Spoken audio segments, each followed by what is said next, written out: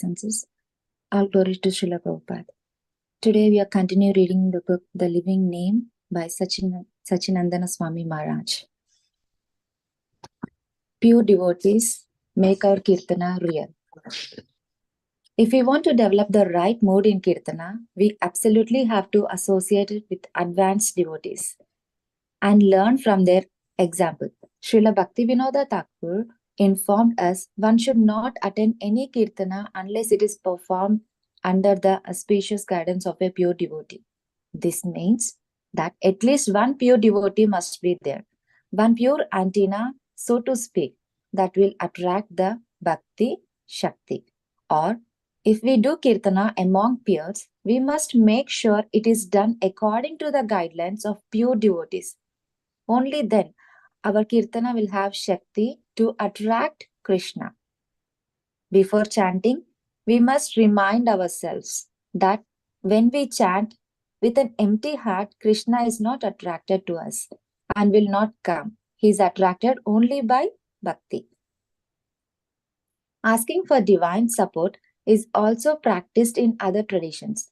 When a Christian priest prepares to address his congregation from the pulpit, he first meditates on the sentence, Domino sit in corde, meo et in labis meis, which means, may the Lord be in my heart and on my lips.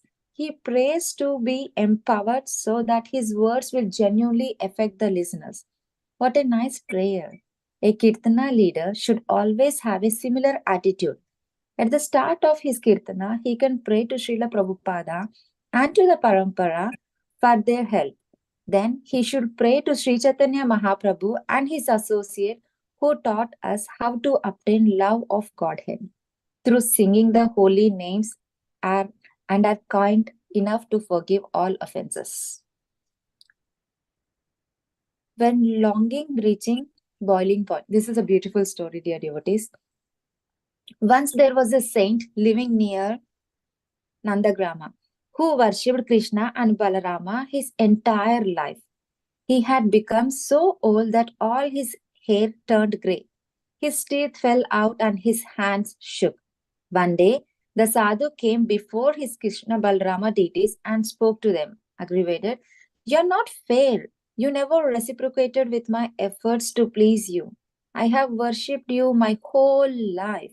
I went every day to beg food from the villages to bring you something to eat. I have called for you countless times, but you have never responded. I lived my whole life according to the principles outlined by Srila Rupa Goswami. Every day I called to you in my Kirtana, but you have not given me a sign that you care. Not even once. You just stand there. You don't talk. And when those thieves came in the night and stole everything from me, I cried out desperately for help. While they were beating me, but you still ignored me. Now I'm old and I will die soon. Give me permission to leave you. I will go to Varsana to Srimati Radharani. She is known as Karunamayi, full of mercy, not cruel like you two." The saintly Baba got up shaking and weeping. He took his kamandalu, the water pot, and turned around one last time. "That's it. Now you can take care of yourselves. I'm going. Jai Shri Radhe." So he departed. The whole village witnessed this heart-rending scene. People were shocked. "Baba, where are you going? You're so old. You don't have strength to return. Maybe you will die on the road. Who will cook for you?" "Don't try to stop me. I'm going." "But who will worship Krishna Balarama? They can take care of themselves." The villagers followed the Baba, trying to convince him to stay, through one by one. They gave up. At the border of the village, only two boys still walked with the Baba. "Baba, don't go," they implored. "Boys, leave me. What about Krishna Balarama? You can take care, or they can take care of themselves. I don't care." Jai Shri Radhe. The boys persisted. One took the sadhu's left hand and the other He's right. The discarded Baba looked a little closer at them and suddenly noticed one boy was fair and the other dark. Krishna and Balarama had come to give their direct darshana. The Baba was consumed with bliss. Balaram said, "What do you wish to do now, Baba? Will you return? It is evening time and we need our milk. We have come all the way with you." Krishna said, "We are taking you with us. You can give us milk, give us our milk in Goloka Vrindavana. Just go to Mother Yashoda and she will give you our milk." When the sadhu heard these words, he fainted. The next morning, the villagers found their Baba still smiling. He had all the ecstatic symptoms of Ashtasatrika Babas. And one day later, he left this world for Goloka Vrindavan.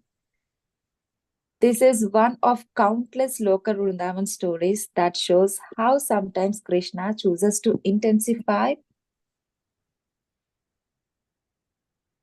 the devotee feelings to a boiling point before he comes to us. Such a beautiful story. I'd like to summarize the story for today. The pure devotee. This is exactly what I do in my life. How to develop the right mood in kirtana or chanting or just to follow the Krishna consciousness. Just by associating with the advanced devotees. One pure devotee is an example for us or the roadmap to follow. What else we need to do? If kirtana or chanting is done by the guidance of a devotee, then it's like it is like the Shakti and it can directly attract Krishna. Always remember, the Krishna is attracted only by bhakti. And by this book, we already read how to chanting in the mode of begging, chanting in the mode of separation, chanting in the mode of body, heart, and everything. And this story about the saint, whole life, he lives in Nandigrama and whole life he worshipped Krishna and Balarama. He used to get food from the villagers and offer to Krishna Balarama. And one day the thieves came and stole everything. And that day also he asked Krishna Balarama to just help him or give him mercy. When he reached to the certain boiling point in his bhakti and just want to leave Krishna Balarama and go to Barsana to the Srimati Radharani. And when leaving that village, Krishna and Balarama came to stop the sadhu as a small voice. Such a beautiful story.